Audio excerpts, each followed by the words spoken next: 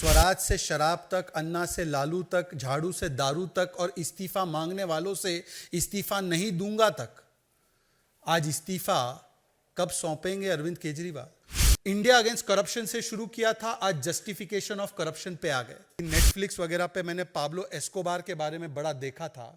ये Pablo Escobar नशा का कारोबार चलाता था जेल के भीतर से, और दिल्ली में भी एक पाब्लो एस्कोबार दिखाई देगा जो सरकार अपनी चलाएगा दिल्ली के जेल के भीतर से। सियासी धर्मांतरण इतने छोटे अवधि में किसी का अगर हुआ है तो स्वराज से शराब तक, अन्ना से लालू तक, झाड़ू से दारू तक और इस्तीफा मांगने वालों से इस्तीफा नहीं दूंगा तक।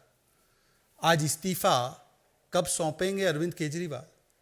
क्योंकि यही थे ना Arvind Kejriwal. Constitutional legal position छोड़ दीजिए, मोरालिटी के आधार पर किसी पर आरोप लगता था, केवल आरोप लगता था, तो इसी रामलीला मैदान में जहां पर शाजिया जी हुआ करती थी, वहां पर ये लोग रोज नारे लगाते थे कि भाई अगर इस्तीफा देना है तो अभी दे दीजिए एक्यूजेशन लगने पर।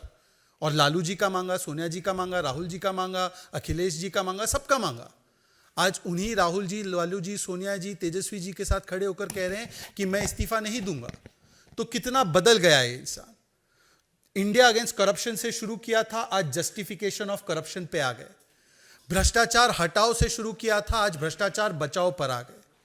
और देखिए, आज 2-3 विषयों पर मैं बोलना चाहता हूं। जो भी तर्क के लोग पिछले 3-4-5 दिन से कह रहे हैं, ये सारे तर्क कोर्ट के सामने रखे गए हैं।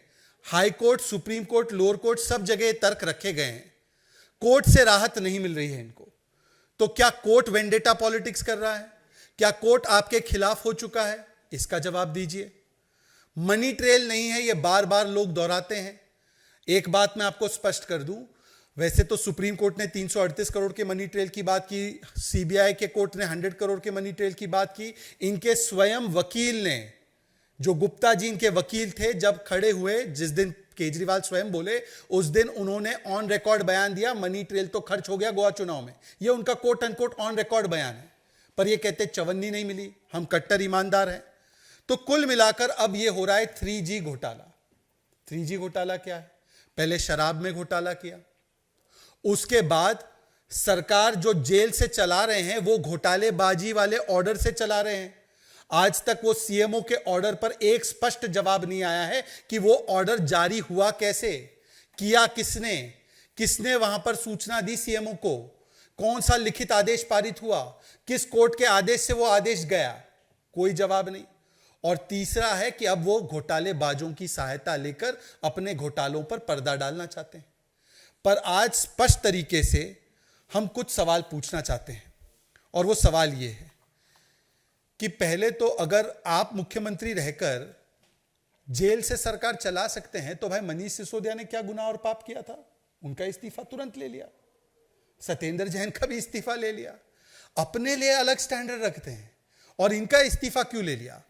तो अब क्या है कि मीडिया में चल रहा है कि अब वो दूसरे कुछ अपने साथियों पर ब्लेम डालने की कोशिश कर रहे हैं। तो क्या तय कर दिया गया है कि अपने आप को किसी भी कीमत पर बचाना है तो दूसरों की बलि दी जाए?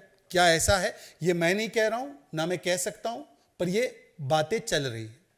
दूसरी बात, आप देखिए ट्रेंड क्या है। कल कैलाश गहलोत जी को शायद समन किया गया था, वो गए। तो कैलाश गहलोत जी कल या परसों गए तो उन्होंने ब्लेम डाला आतिशी पर। आतिशी से जब प्रेस कॉन्फ्रेंस में पूछा गया तो उन्होंने ब्लेम डाला सौरभ जी पर। और अब आ रहा है कि केजरीवाल जी ने जिस पर भी ब्लेम डाला है कि विजय नायर इनका बॉय था, हमारा बॉय था ही नहीं। तो अब आप देख लीजिए कि किस प्रकार से काम समाप्त हो जाता है। तो बड़े से बड़े अन्ना जी हो या अपने आज के साथी हो, उनके साथ क्या किया जाता है। तीसरा सवाल यह है कि शराब घोटाले के जो मूल सवाल है उस पर कब जवाब देने के लिए आम आदमी पार्टी के मंत्री प्रेस कॉन्फ्रेंस करेंगे? यह 2.5% से 12% कमीशन कैसे हुई? कौन सी कमीशन की रिपोर्ट में लिखा गया था? इसी को तो बदला और इसके एवज में घूस ली ना। यह ब्लैक लिस्टेड कंपनी कैसे आई? ब्लैक लिस्टेड कंपनी आई, उन पे कार्रवाई नहीं, इसी के एवज में तो आपने घोटाला किया ना।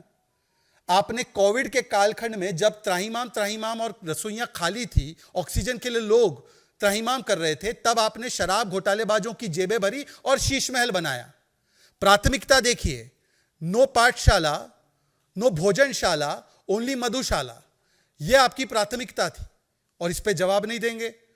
और आखिरी सवाल है कि अगर इसमें कोई घोटाला हुआ ही नहीं तो आज तक कोर्ट भी आपको राहत नहीं दे रहा, आप नई पॉलिसी से पुरानी पॉलिसी पर चले गए और आप ही की बीएफएफ हमारी लैंग्वेज में, क्योंकि मैं मिलेनियल हूं थोड़ा सा, तो मैं बोलता हूं बेस्ट फ्रेंड फॉर एवर, जो दिल्ली में बने हैं, हालांकि पंजाब में फ्रेंड्स विद बेनिफिट्स है, ये बीएफएफ ने कहा है उनकी कि ये शराब घोटालेबाज है और इनका इस्तीफा होना चाहिए। आज भी कांग्रेस के एक आध नेता मांग रहे हैं कि इनका इस्तीफा होना चाहिए।